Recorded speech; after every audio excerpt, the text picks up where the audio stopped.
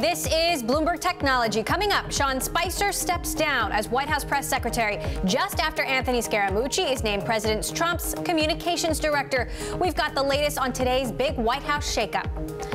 Plus, China's master plan to lead the world in artificial intelligence. We dig into Beijing's new ambition and how it plans to generate $59 billion in output by 2025.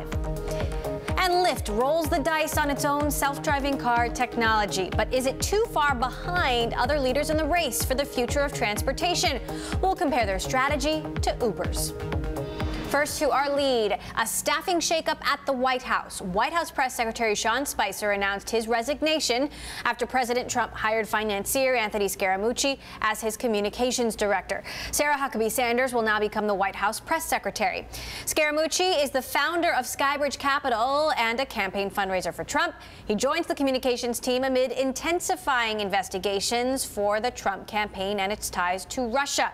With President Trump's senior advisor and son-in-law Jared Kushner set to speak with Senate investigators next week.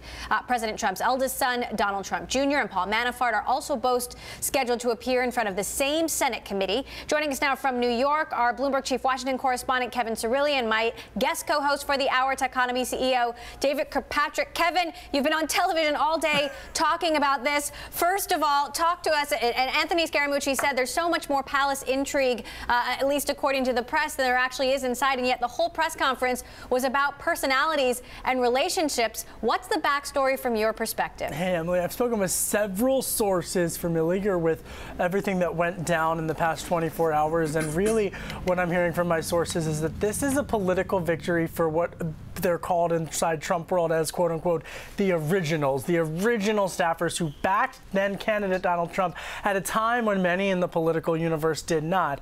That said, he is someone who has aligned himself with the old guard, the original guard of the Trump world. But people like Sean Spicer, who will stay on board through the end of August, are not going to disappear. He is aligned carefully with Reince Priebus, the president's chief of staff, who very much is still involved in this White House's inner workings. And it comes at a time when they're trying to turn the page with so many questions surrounding next week in particular, as hearings are set to continue with regards to Russia.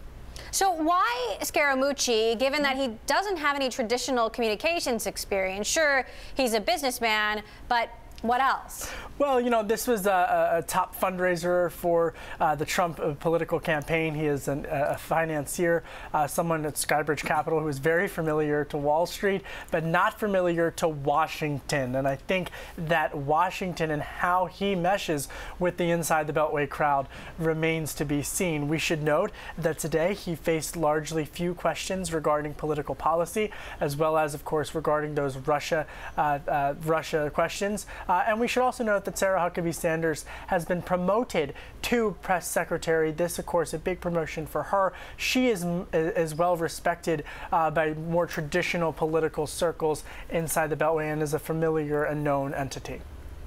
They both, though, deflected questions today about Russia. David, I'm curious, obviously, the noise around this administration is only getting louder. There is so much uncertainty about its future. At what point is this a big business risk for businesses, for Silicon Valley? Well, I think for Silicon Valley and for business generally, it is already a big business risk. We're at an extremely precarious point in American history where it's extremely hard to see that this won't get worse from here because, you know, if we have a president who simply won't allow the investigators even to investigate him, he continues to send out signals that he thinks he's guilty, which only leads ordinary people like myself to assume, and I've heard plenty of people on TV saying the same thing and in the papers, that you know, he's got to be trying to hide something. I mean, so if that's true, and even if it isn't true, it's what we think is true. It's got to make all business leaders very, very nervous about what that could mean for the economy, for foreign affairs, for, you know, the breakdown of policy. I think it's a very scary moment for the American people and for American business, and Silicon Valley included. Kevin, looking ahead to next week, Jared Kushner is set to speak with Senate investigators. What are we expecting to hear from that conversation? Yeah, busy week next week because Jared Kushner is set to meet behind closed doors with the Senate Intelligence Committee. I spoke with a Democratic member of that committee earlier today, Senator Ron Wyden. They're pressing for more information about finances within Kushner world, within the Trump world. Of course, Bloomberg breaking that exclusive earlier this week. On Wednesday, Donald Trump Jr. and Paul Manafort, the former campaign manager, have been invited to testify. Very much unclear whether or not they're going to accept that invitation. They were supposed to be able to reply to that deadline by the end of the day. I guess they have a couple more hours. In terms of policy, we can talk a little bit about that Tuesday. Healthcare vote likely. It's very much likely not going to pass. And the conversations regarding tax reform as well as deregulatory financial policies still ongoing as well. Expect a potential budget vote in the House of Representatives next week, setting the stage for tax reform.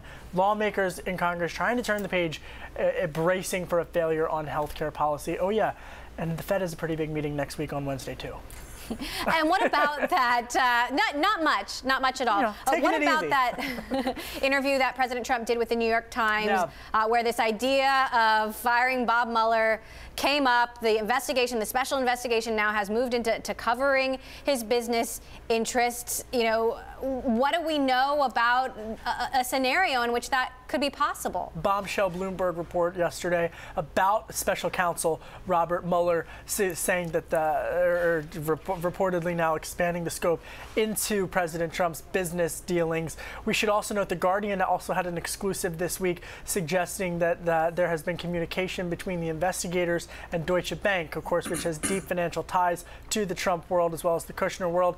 And lastly, the New York Times also reporting about the debt obligations that Paul Manafort, the president's former campaign manager, has to Russian and Ukrainian influences. All of that, of course, suggesting, Emily, that this is headed to a faction and a realm of the investigation into the financing and not just into the cyber sphere. But I would note that I've spoken with several sources who suggest that they're also very much looking at the data of both political entities in the Trump world and, of course, Democrats as well.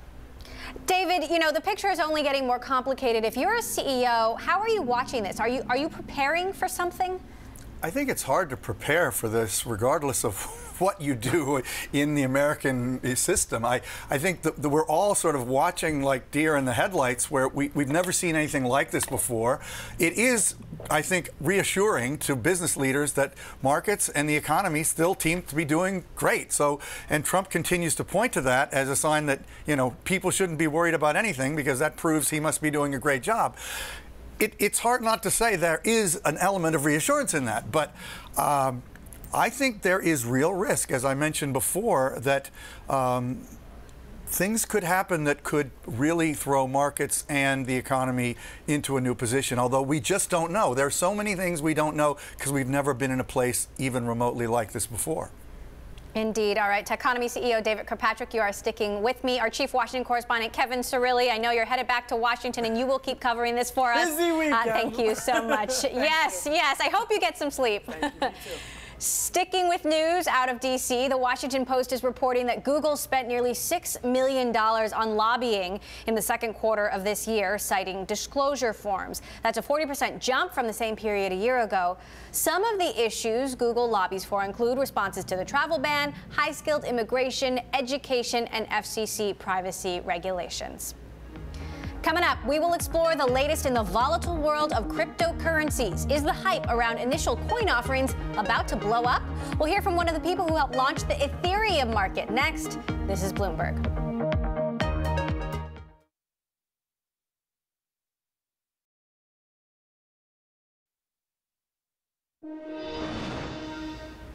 Checking in on Bitcoin, the cryptocurrency rallied this week. Backers celebrated as the developer community embraced a new mechanism aimed to improve usage and allow it to scale. The group was previously split on how to make it more manageable. Meantime, there's still a ton of interest in the whole crypto coin market, with a flurry of initial coin offerings that could offer both high risk or high reward.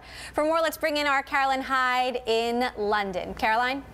Emily, thank you. Yes, I'm now joined by a man who was on the founding team of Ethereum. That's the blockchain that spawned the second most valuable cryptocurrency after Bitcoin. He has now founded yet another cryptocurrency-related startup, IOHK. It is Charles Hoskinson. Wonderful to have you passing through London. Thank you to have me on. So today, the news is Bitcoin, we saw rally big yesterday. It looks as though the miners are backing this software development, the so-called SegWit 2x.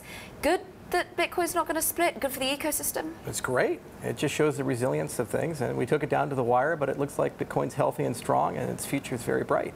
Future's very bright of Bitcoin. Talk to us more about the landscape then. ICOs, initial coin offerings, going through the roof. The numbers are phenomenal. 700 to 800 cryptocurrencies now exist. 7 back in, 2013. There's now more than 800 nowadays.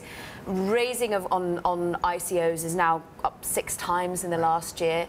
You say, interestingly, this is a ticking time bomb. Why? Yeah, so the fundamental problem with ICOs is, while they're magical because they create liquidity and they allow people who have never been able to raise capital before to do so, they have caused some people to forget that basic business principles, due diligence, these types of things don't go away because we have new technology. It reminds me of the dot-com boom and bust in a certain respect, where they say, oh, it's a new technology and paradigm, so we don't really need to make profit or care about governance or these types of things. So I see a lot of similarities in this respect, and I get a little worried that people are raising a bit too much too quickly, and they haven't thought about the implications or consequences of it. Implications being eventually regulators catch on to this? Well, that could be one, but the other is just too much money can be just as bad as having too little money. You don't execute any faster, but you now have much stronger expectations and a much more aggressive group of investors. The other side of it is that salaries go up, your negotiation leverage goes down with people. Everybody knows you have 200 million, so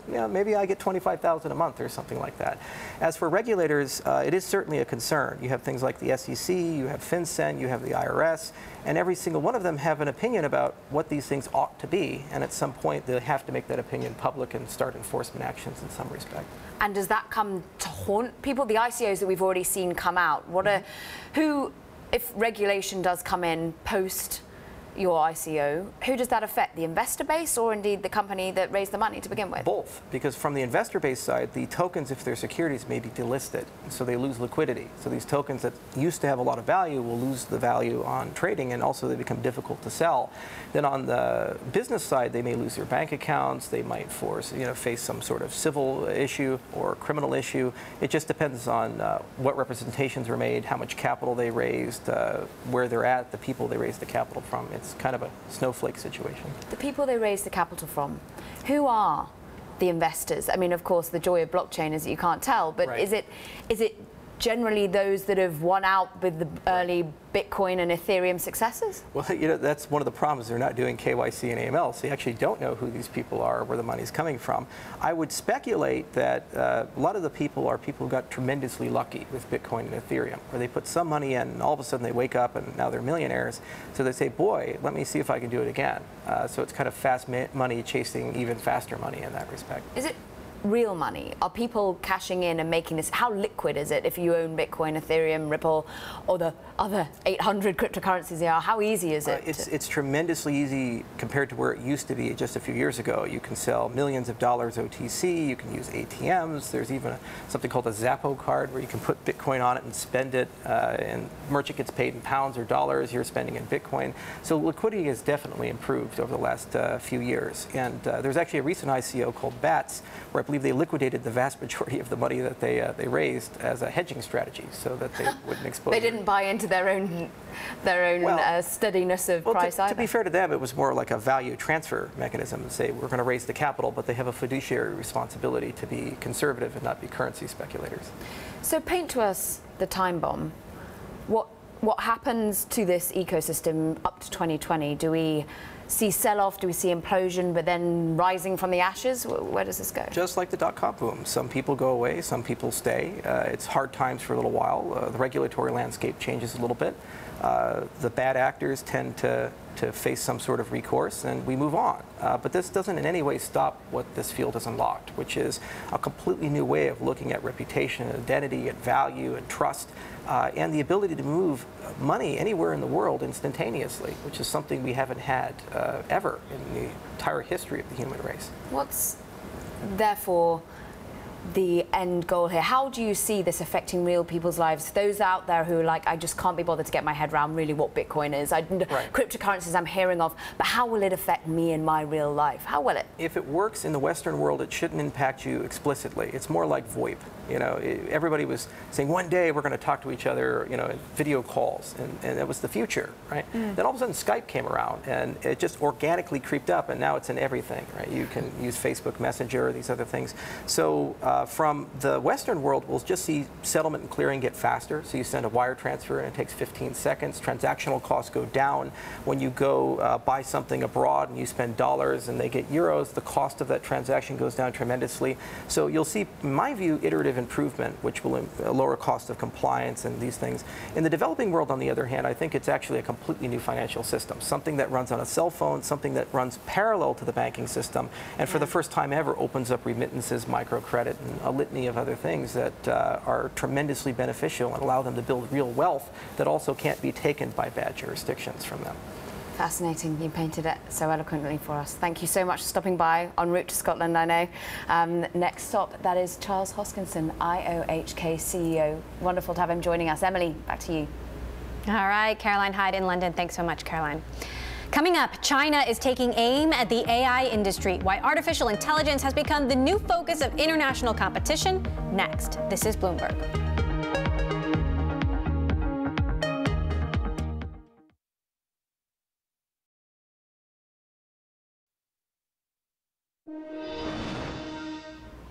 Louis Vuitton has started selling online in China. The e-commerce site will cover 12 cities, including Beijing and Shanghai.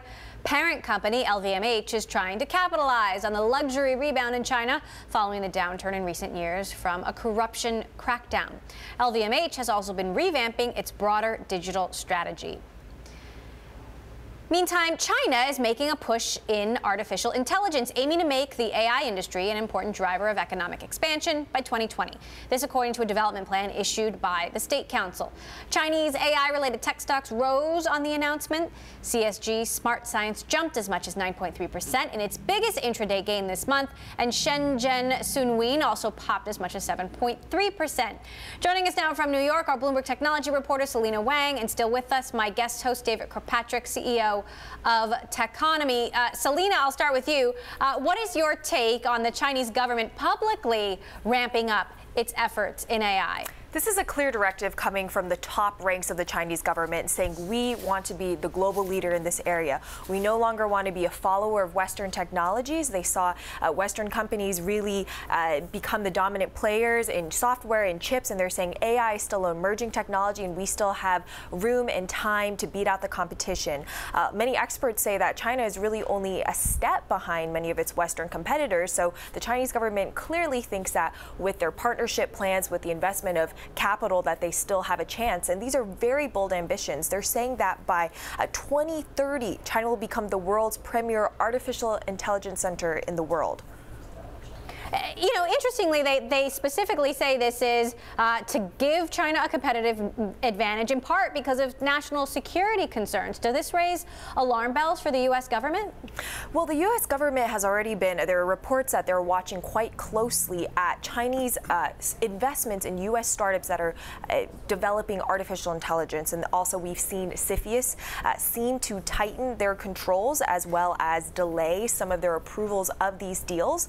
So the U.S. government is going to be watching how they plan to use AI for military technology, and not to mention the fact that as China is bolstering its investment in AI with this very bold claim, at the very same time the U.S. has been cutting back funding to science research. David, AI seems to be the next big thing from almost everyone's perspective. To some extent, it's not surprising that the Chinese government would want to focus on it, but perhaps that they are doing so publicly. What's your take? Well, it's a pretty stark contrast with our own government, which, as Selena says, really isn't doing much at all to, you know, push the progress forward of this key technology, except perhaps to the degree they're doing so secretly in the military. I'm sure there is a lot of work happening behind closed doors, but you know, when we think about the fact that our government invented the internet and that kind of project has been our history, that we have a president, I don't believe, who has ever uttered the phrase artificial intelligence. And if he has, I doubt if he would be able to explain what it is. Not that it's easy to explain, by the way. But here we have, at the highest level of the Chinese government, a major commitment. It's really, really a stark contrast that is scary. Luckily, we are still ahead. Google, Facebook, Amazon, IBM, a number of our big companies are putting enormous resources into it. The same, though, is true in China with Alibaba, Tencent, Baidu. They also have the ways and the people to advance it, and I'm sure they'll be working closely with the Chinese government. I think it's worrisome. We're still ahead, but we can't just assume that will remain the case.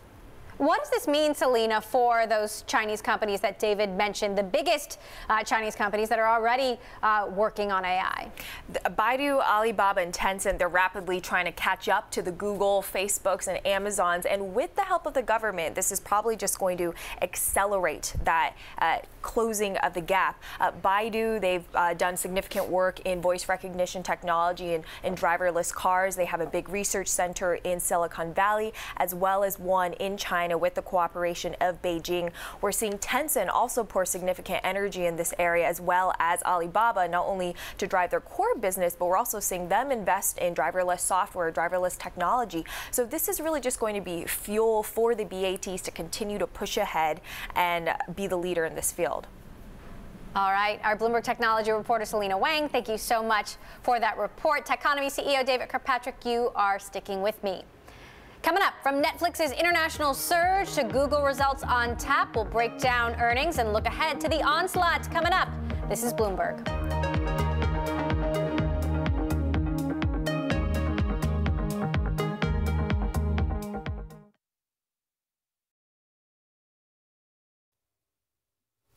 I'm Elisa Parenti in Washington, and you're watching Bloomberg Technology. Let's start with a check of your first word news. President Trump has hired financier Anthony Scaramucci as his communications director. Scaramucci was a fundraiser for the Trump campaign, and his name had been floated for several jobs in the administration. He spoke to reporters at a press conference to announce that appointment. This is an opportunity for me to serve the country. I love the president. I obviously love the country. Look at my life experience here in the country. And so it's an honor to be here. It's an honor to stand here, actually. Scaramucci is reportedly at least the third person offered the job of White House communications director since Trump was elected president last year. White House press secretary Sean Spicer resigned shortly after the announcement. Meantime, President Trump informally endorsed Scaramucci after the new communications director wrapped up that press conference. He spoke during a visit by the last survivors of the USS Arizona to the Oval Office. How was your press conference? Good? He did a good job? Good. He's a terrific guy. The president praised the USS Arizona survivors as living examples of courage and patriotism. The Russian doctor, lawyer who met with Donald Trump Jr. during the 2016 campaign represented a military unit operated by Russia's intelligence agency. That is according to the Associated Press. Trump Jr. met with Natalia Veselnitskaya in June of 2016 after being told that she could provide potentially incriminating information about Hillary Clinton. Around 1,000 people gathered tonight in front of the Polish Supreme Court building in Warsaw to protest a new law that would give politicians substantial influence over that country's Supreme Court. Critics say the move would defy the principles of the European Union. Moroccan demonstrators, frustrated over inequality and corruption, clashed with police at an unauthorized protest today. Police held running battles with protesters who scattered into side streets. Philippine President Rodrigo Duterte says he will never visit the United States while he is in office, adding he has, quote, seen America and it's lousy. That's after he was asked for his reaction to a threat from a U.S. member of Congress to lead a protest if Duterte accepted President Trump's alleged invitation to the White House. Saudi Arabia's king has stripped the Interior Ministry of its authority over the kingdom's security agencies. Those powers have been transferred to a newly created body overseen by King Salman. Now, this move comes after he appointed his son, Prince Mohammed bin Salman, as crown prince last month. Global news 24 hours a day, powered by more than 2,700 journalists and analysts in more than 120 countries. I'm Elisa Parenti, and this is Bloomberg.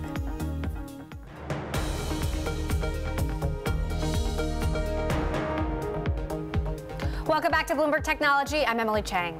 Netflix is a standout among the big cap tech stocks this week, with shares hovering at a record high. This after the stock jumped on Tuesday on second quarter earnings results that surpassed already high expectations. And earnings season will continue in full swing next week. Among the tech names reporting, Alphabet, Facebook, Twitter, Amazon. Techonomy CEO David Kirkpatrick back with me. I want to start with Netflix. David, and of course, subscriber numbers increasing. They're saying they're still going to spend a lot of money on original content. The story only seems to get better. What's your take? Well, the story gets better in terms of the stock and in terms of momentum, but I personally find this to be an extraordinarily overvalued company that doesn't have a lot of the qualities of companies that it's often compared to, like Facebook, Google, and Amazon. It's really the thing that really amazed me the day they announced earnings was that, you know, even though they compete with HBO has a lot of qualities similar to them. HBO is just part of Time Warner. After they reported their earnings, their market cap surged past the total market cap of all of Time Warner. I think that's a very strong vote of confidence on the market in terms of what this company can do long term. I'm not saying their momentum is going to slow in terms of their execution, which is superb, but I think the price is extremely pricey. And of course, they are spending billions and billions of dollars on original content, and it remains to be seen how that will pay off. Let's pivot then to Google and Facebook, of course, dominating the ad market, the online ad market, more than ever. Where do you see chinks in the armor? I don't know whether it's fortunate or unfortunate. It depends on your perspective. I don't see a lot of chinks in the armor for either company. I mean, people sometimes think Snap is a problem for Facebook. I don't think it's a serious enough problem that it would significantly be a concern for investors. Google's dominance globally continues to just be consolidated. I mean, obviously, in the case of Google, the fact that they've just had to pay a $2.7 billion fine in Europe because of their practices in terms of how they pointed traffic towards their own products versus others, is worrisome. That's going to hit their earnings this quarter. It's not going to have a hugely negative impact because they're such a profitable company.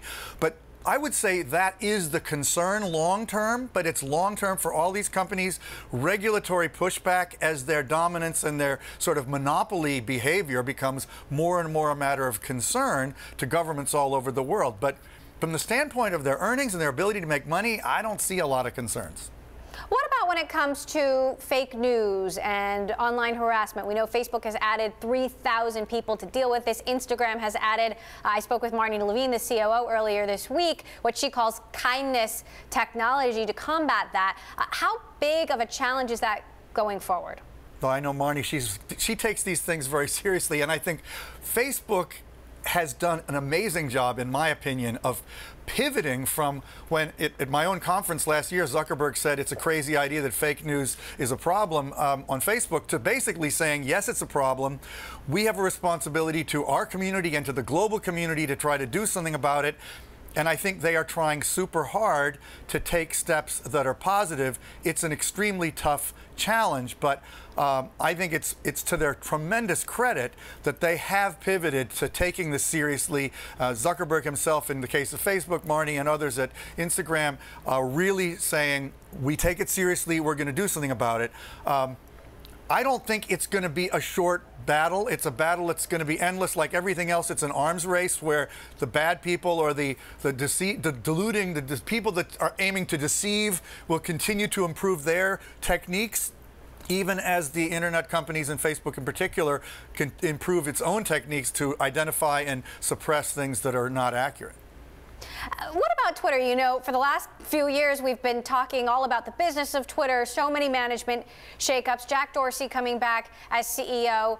Increasingly, this is the place where President Trump is using Twitter to get his message out, and yet we haven't been talking so much about the business of Twitter of late, and last quarter looked pretty good. Do you think things are actually getting better for the long term? Yeah, I think Twitter has at worst stabilized and may actually be taking a step forward that's really quite positive. I mean, if they can't capitalize on the moment we're in where they are on everyone's lips all day long, it would be ridiculous. And it seems like they've innovated in ad formats, particularly around video.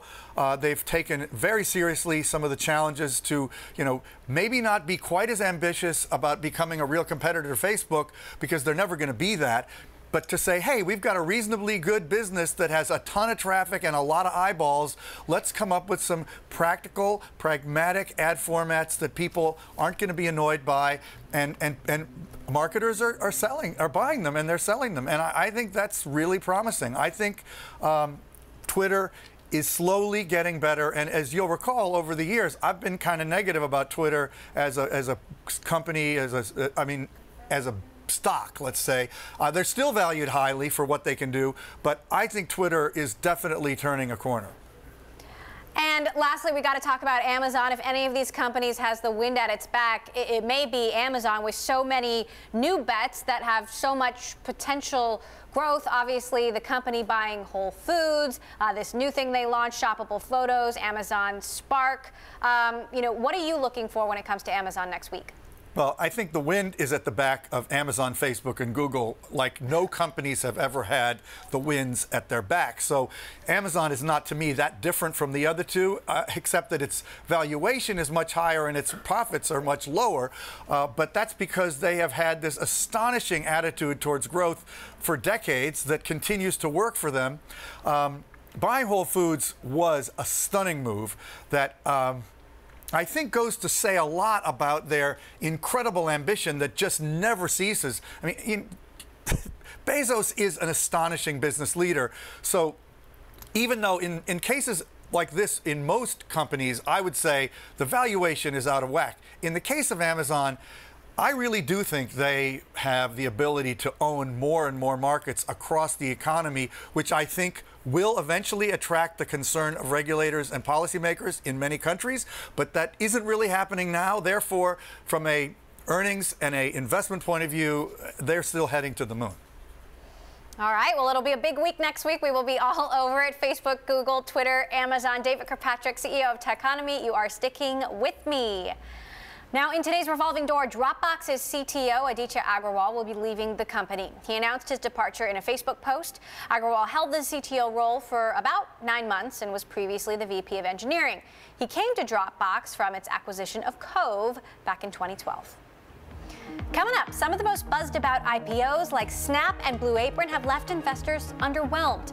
We'll hear from the global head of listings at the New York Stock Exchange. And this weekend on Bloomberg Television, we bring you our best interviews from the week, including retired four-star general and former director of the NSA, Keith Alexander, who is now at the helm of IronNet Cybersecurity. We discuss the scale and frequency of major hack attacks on the rise globally.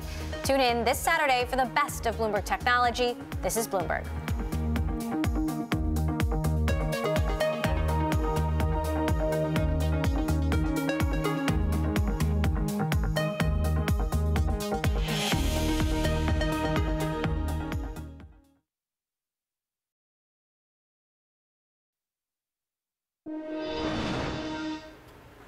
Online financial advisor Betterment has secured $70 million in fresh funding. The new capital, raised from existing investors, values the company at $800 million. That is up from a 2016 valuation of $700 million. The influx of cash gives Betterment more clout to compete with rivals in an intensifying market. Its competitive threats include industry giants like Vanguard and Social Finance, which have recently launched either automated advisors or hybrid versions. Well, for U.S. IPOs, 2017 has been the year of the flop. Blue Apron has tanked since it started trading last month. Shares of Snap fetched less than $15 a piece, the lowest since its debut in March. But the New York Stock Exchange says it's expecting an avalanche of IPOs in these market conditions. I spoke with John Tuttle, global head of listings at the New York Stock Exchange, at the Fortune Brainstorm Tech Conference in Aspen, Colorado, earlier this week. Well, the IPO pipeline is strong, and I think it'd be helpful to take a step back and look at where we were last year at this time. I think we had 0 IPOs on the New York Stock Exchange in the first quarter. It was the worst year for capital raising in a decade. And this year we've come out a lot stronger. We've had 49 IPOs on the NYSE. Some of them, like Snap and like Blue Apron, have not probably had the results that they'd like in the first few weeks. But these are companies that are being managed for the long term. Markets are going to go up, markets are going to go down, and it's an ever-changing competitive landscape as well. So they're trying to manage in this environment. But in light of that, the companies that have gone public, many of them have performed very well in the weeks, months, and even quarters following their listing. So what about the companies like Uber, like Airbnb and Pinterest, companies that are staying private longer, and this mentality that it's safer to stay private? Yeah, well, I think that option is only available for a handful of companies that have truly sustainable business models or the ability to scale and be profitable quite quickly.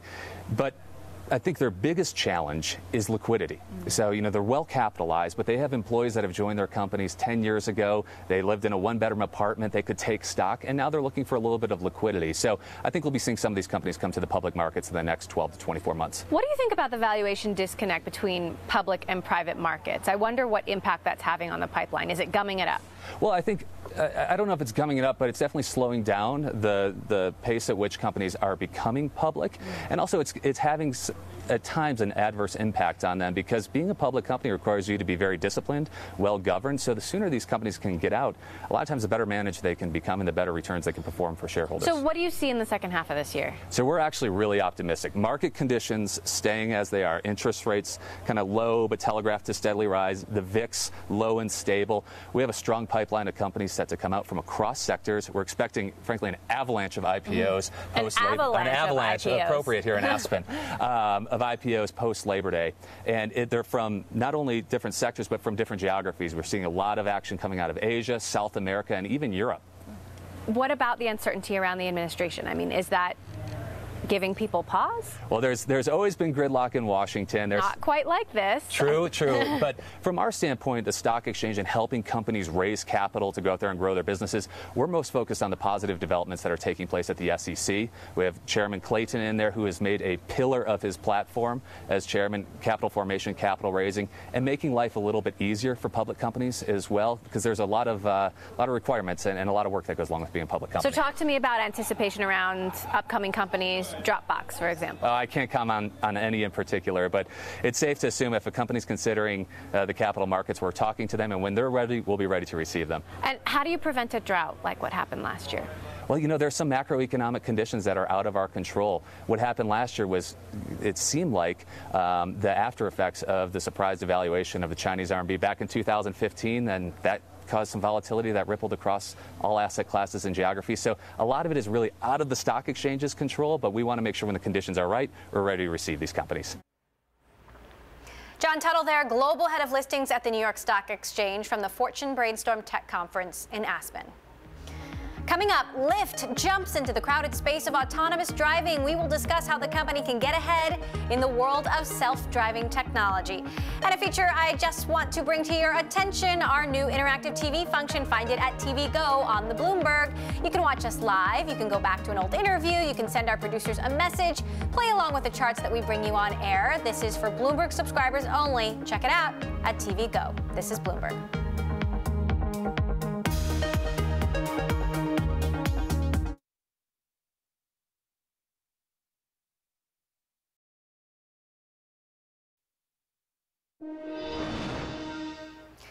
Silicon Valley startup accelerator Y Combinator is raising up to $1 billion for a new venture capital fund. This according to Axios. The move comes less than 2 years after Y Combinator announced the close of its $700 million growth fund called the Y Combinator Continuity Fund. The accelerator is one of the most influential startup entities in Silicon Valley, having incubated companies like Airbnb, Dropbox, and Stripe. Well, Lyft is driving into autonomous vehicles. The ride-sharing startup is opening a self-driving car development facility in Palo Alto, California, called Level 5. Until now, Lyft has focused on partnerships with the likes of GM, Alphabet's Waymo, and Techonomy for its forays into driverless tech. Still with us, CEO of Techonomy, David Kirkpatrick, and our Bloomberg Tech reporter, Eric Newcomer, who covers Uber and Lyft. So what exactly is Lyft doing here? Yeah, after years of saying, okay, we're taking a partnership first approach, we're focused on our human drivers, Lyft is now saying, okay, we're going to do some work on self-driving cars ourselves, build this office in Palo Alto. By the end of 2018, we'll have hundreds of employees working there, trying to sort of play catch up and still partner heavily with automakers and other companies. Which is more like the way Uber has handled it, right? Right. Well, Uber, really blew it out. First, they, hired a bunch of Carnegie Mellon researchers. They built Advanced Technologies Group in Pittsburgh, and then obviously they bought Otto, which has now created this scandal in its legal fight with Waymo. So Uber's been investing since, at least 2015, and Lyft is now starting in earnest to do it itself. Look, David, there are folks who still don't think self-driving cars are going to really hit the road anytime soon. In fact, Bill Gurley, Uber's former board member, thinks it's, decades out. So what is the real significance of this? Well, I think it's really dependent on what kind of geography you're talking about. I think in the urban centers where Uber and Lyft really get most of their business, it's quite possible that self-driving cars could come much sooner than they would come for all of us to replace our cars with a self-driving car that we take wherever we go. So I think it is absolutely prudent for all these companies to take this very seriously. And also, there may be an interesting hybrid period. In fact, there almost certainly will be, where we'll still have something like a driver, but the car will be safer because it has a lot more software steering it. I have a little trouble understanding exactly what Lyft's doing here. Eric wrote an interesting piece, but there seems to be disagreement among some of the people who've been covering it about whether, this is making Lyft more like Uber, which has really taken a kind of we want to do it all ourselves approach for the most part, or is maybe giving Lyft a little bit of an opportunity to work with a much broader range of partners, which could give it more flexibility down the road while still keeping it in the game. So, Eric, I want you to clarify exactly what you believe is happening, but also I'm curious if Uber's efforts have slowed down as a result of the lawsuit with Waymo, as a result of the cultural issues and Travis leaving. Is anything changing at Uber? I'll address Uber first. I mean, I don't think Uber truly wants a go-it-alone strategy. I think it would be a mix of building their own and letting other people partner with them. So I don't think it's a truly go-it-alone. It's hard to see how much this is set back. I think the Carnegie Mellon folks are still hard at it. There are plenty of auto people there. On the Lyft side, I mean, definitely partnering is still key to this strategy.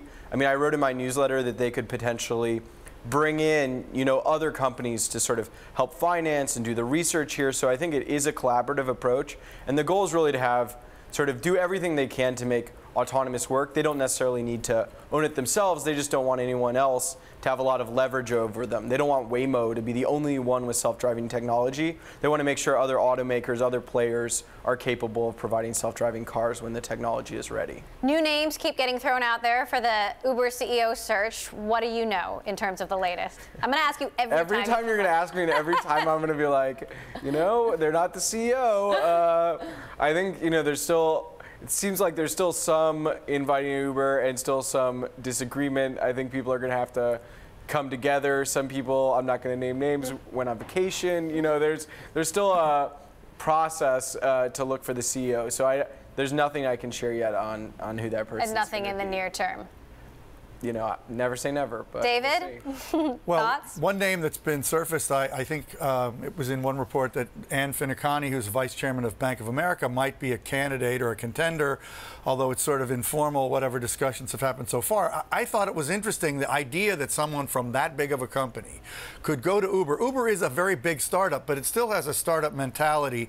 And while I think having a woman as CEO of Uber would probably be a very good symbolic and and practical benefit to the company if it was the right person.